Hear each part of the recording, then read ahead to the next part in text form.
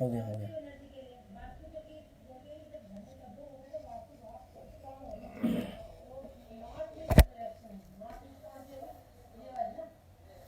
नमस्कार दोस्तों, मैं शंभुनाथ शुक्ल आज फिर आपकी सेवा में हाजिर हूँ। हालांकि मैंने सोचा था कि आज मैं इस प्रोग्राम को नहीं करूँगा बल्कि कल करूँगा, लेकिन फेसबुक पर हमारे दोस्त राकेश गंगवाल जी का आग्रह था। राकेश गंगवाल जी जयपुर के रहने वाले हैं। उनका आग्रह था कि मैं करूं, इससे पॉजिटिव एनर्जी मिलती है। अपने ऐसे जो हमारे लगनशील दर्शक हैं उनका मान तो रखना ही पड़ता है। इसमें पुनः आपके समक्ष हाजिर हूं। आज अगर आप लोग सवाल पूछेंगे तो उनका जवाब भी दिया जाएगा, और उसके पहले मैं अपनी बात करना चाहूं तो मैं करूंगा भी कि ये हम लोगों को आज 25 तारीख से लगा करके 5 तारीख हो गई है, यानी अब इस लॉकडाउन के 9 दिन और बचे हैं।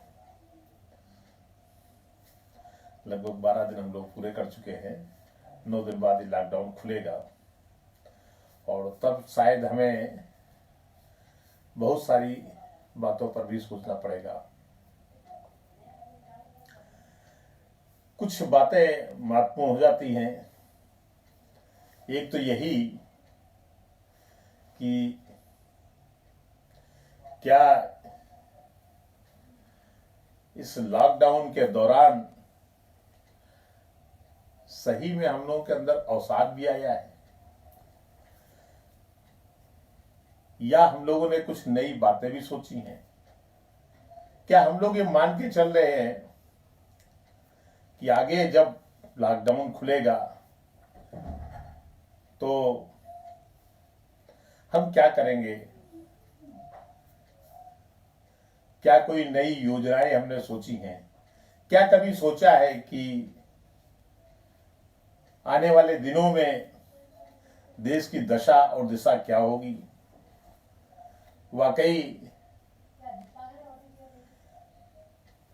महंगाई आएगी, मंदी आएगी, या देश की अर्थव्यवस्था में तमाम तरह की अस्त व्यस्तताएं आएंगी?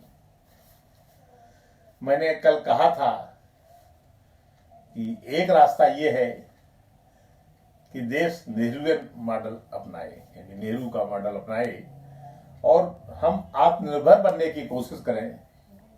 हेवी इंडस्ट्री सरकार खुद चलाए और जो मझोले उद्योग हैं वो प्राइवेट हाथों में रहें, और अधिक से अधिक हम लोग नेहरू जी के रास्ते के अलावा गांधी दर्शन को भी अपनाएं। रहन सहन में एक सादगी होनी चाहिए। जितना हम आत्मनिर्भर बनेंगे, जितना हम विदेशों से आयात करने से बचेंगे, उतने हमारी अर्थव्यवस्था तो सुदृढ़ होगी ही। ऐसी बीमारियां जो विदेशों के जरिए यहां आती हैं, इसको कहा ही जाता है कि बीमारी तो पासपोर्ट धारकों की थी और इसको झेल रहे हैं राशन कार्ड धारक। यानी बीमारी जो लोग लेके आए वो तो बड़े लोग थे, वही लोग थे जिनका फ्रीक्वेंटली जो बार बार विदेश जाया करते हैं वो लेकर आए। लेकिन उसका नुकसान तो खामियाजा तो उन लोगों को उठाना पड़ता है जो रेहड़ी वाले हैं, जो खोमचे वाले हैं, जो आम मजदूर हैं, और जिनका इससे कोई उस तरह से लेना देना नहीं है। तो अब ऐसी स्थितियों में हम कितनी भी करुणा दिखाएं, हम कितना भी प्रधानमंत्री राहत कोष में दान दें, कितना भी हम मोमबत्तियां जलाएं, लाइट जलाएं, लेकिन इस सत्य से मुंह नहीं मोड़ा जा सकता कि आने वाले दिन बड़े संकट भरे होंगे। तब वो जिस तरह से हमने थाली बजाई थी या हम आज लाइट जला लेंगे, इसका कोई अभी ये संदेश कुछ निरर्थक से लग रहे हैं। ऐसा लगता है कि हमारे प्रधानमंत्री निश्चित तौर पे प्रधानमंत्री का जब हम वीडियो संदेश सुनते हैं तो हमें लगता है कि प्रधानमंत्री शायद दुखी है, इसमें कोई शक नहीं, लेकिन वो कोई सार्थक संदेश नहीं दे रहे हैं, कोई सार्थक बात नहीं कर रहे हैं कि हमारी अर्थव्यवस्था का चेहरा आगे कैसा होगा। मुझे अच्छा लगा कि कल मैंने ये बात कही थी कि ऐसे समय पर सभी लोगों को इकट्ठा करके बातचीत करनी चाहिए। नहीं, सर्वदलीय बैठक होनी चाहिए, सभी बुद्धिजीवियों को बिना ये सोचे समझे कि वो किस पार्टी से हैं या उनकी राजनीतिक विचारधारा क्या है, ऐसे संकट में उन सबको मिला जुला करके बातचीत होनी चाहिए। प्रधानमंत्री जी 8 तारीख को इस तरह की बात कर रहे हैं, ये बहुत अच्छा संकेत है कि शायद ये समझ में आ गया है, देश को भी देर सवेर समझ आएगा कि बहुत सारी चीजों का हल जो है वो इसी तरह निकलता है कि हम मिल बैठकर अपने विरोधियों से भी के साथ भी मिले बैठे और रास्ता निकालें। अभी बहुत से लोगों को लगेगा नहीं हमारी सरकार है तो हम दूसरों को क्यों आने दें, ऐसा नहीं है। राष्ट्रीय संकट में सरकार भी सबकी होती है, सबकी बात सुननी पड़ेगी। अगर हमें लगता है कि दूसरे दलों के लोग कुछ अच्छे हो, विरोधी दल के लोग अच्छी बात कर रहे हैं तो उनके बात करने के बाद ही कोई निष्कर्ष निकाला जाएगा। और फिर हमारा दर्शन तो कहता ही है कि वादे वादे जायते तत्व बोधा, यानी वाद विवाद से ही तत्व असली निष्कर्ष निकलता है। तो हमें बातचीत में, वाद विवाद में, विरोधी दलों के साथ मिल बैठने में ये कोशिश करनी चाहिए कि हम आपस में मिल बैठकर कोई निष्कर्ष निकालें।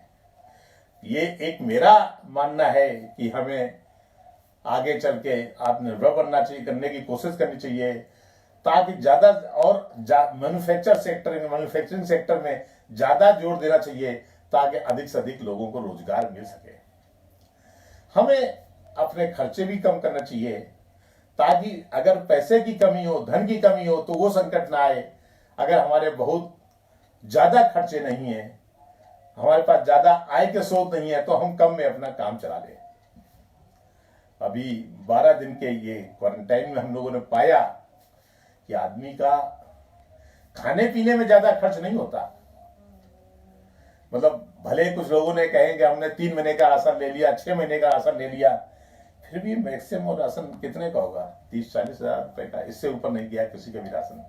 क्योंकि खाना तो वही खाएंगे जो सब खा रहे हैं, वही हम खाएंगे।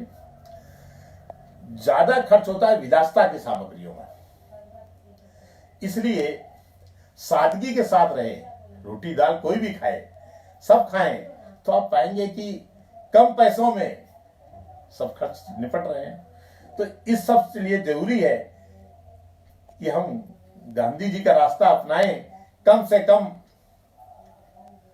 कहना चाहिए खर्च में, कम से कम पैसों में अपना काम चलाएं। क्योंकि ये इस क्वारंटाइन ने बता दिया है कि खाद्यान्न में ज्यादा खर्च नहीं होता, खाने पीने के सामान में ज्यादा खर्च नहीं होता, ज्यादा खर्च होता है विलासिता की सामग्री में। इसलिए मैं फिर कहूंगा, अगर हम लोगों को आगे अपनी स्थिति बनाए रखनी है तो हमें सादगी पर, हमें आत्मनिर्भर बनने की ओर अग्रसर होना चाहिए। और अगर मुझे लगता है कि वाद विवाद भी हो आपस में, आप लोग भी कुछ मुझसे सवाल करना चाहें तो कर सकते हैं। मैं लैपटॉप पे बैठा हूं, मैं देख लूंगा सवाल। जी, या सवाल जवाब कल भी हो सकता है, कल तैयार कर लें। मैं इसी वक्त कल भी आऊंगा, क्योंकि हमारे मित्र, जैसा कि मैंने कहा कि हमारे मित्र श्री राकेश गंगवाल, जयपुर के राकेश गंगवाल का आग्रह है कि आप डेली आएं, क्योंकि इस तरह से बातचीत होती है तो पॉजिटिव एनर्जी मिलती है। धन्यवाद। हाँ, अभी अमित कुमार कश्यप का एक मैसेज आया है कि आज का दीपक जलाने का कार्य एक सार्थक कार्य है। ये एक, मैं तो देखिए इसमें अपनी अपनी विचारधारा हो सकती है, हो सकता है किसी को सार्थक लग सकता हो, लेकिन निजी तौर पर मेरा मानना है कि ये एक बस बहलाने की कोशिश भरा है। हम क्या बहला रहे हैं, इसमें कोई सार्थकता ऐसी हो, कुछ इसमें क्या कहना चाहते हैं प्रधानमंत्री, ये उन्होंने खुद ही स्पष्ट नहीं किया है, तो क्या कहा जाए कि इसमें सार्थक है या ये क्या कहना चाहते हैं। अगर प्रधानमंत्री जी स्वयं ये बात कहते हैं कि इसकी क्या सार्थकता होगी, इसका उद्देश्य क्या है, इसका उद्देश्य अगर इतना हो कि हम जो लोग अनवरत इसमें लगे हुए हैं उनके स्वागत के लिए उनके यानी जो पुलिस फोर्सेज या जो डॉक्टर लगे हुए हैं उनका हम अभिनंदन करने के लिए मोमबत्ती जलाएं तो एक अलग बात है, ये प्रतीक भर है, बाकी इसमें क्या कहा जाए। और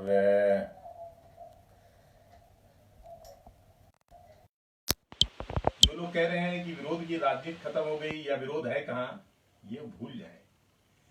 विचारधाराएं हरदम जिंदा रहती हैं, विचारधारा कभी नष्ट नहीं होती हैं। तो अगर एक विचारधारा आज शासन कर रही है, एक विरोधी एक दल आज शासन कर रहा है, दूसरी विचारधारा भी है। तो विचारधाराएं नष्ट कर, जो लोग ये सोचते होंगे नहीं कोई विरोधी दल नहीं है, कोई नेता नहीं दिखाई पड़ता, ऐसा नहीं है, सभी नेता है। हो सकता है जो जिस तरह की डेमोक्रेसी है उसमें वोट की राजनीति में उगार न दिख रहे हो, लेकिन उनका वजूद तो है ही।